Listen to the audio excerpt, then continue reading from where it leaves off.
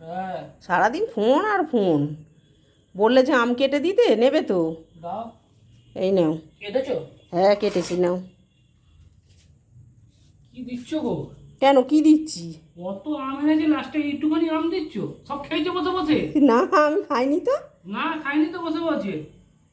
কোথায় আমি খেয়েছি? একটা আম 3 টুকরো করে দিয়েছে। আর তু বোধহয় 15-20টা আম এনেছিলাম। আরে তুমি তো আম খেতে ভালোবাসো না। যা মানুষ খেতে ভালোবাসেন একটু তো দেয়।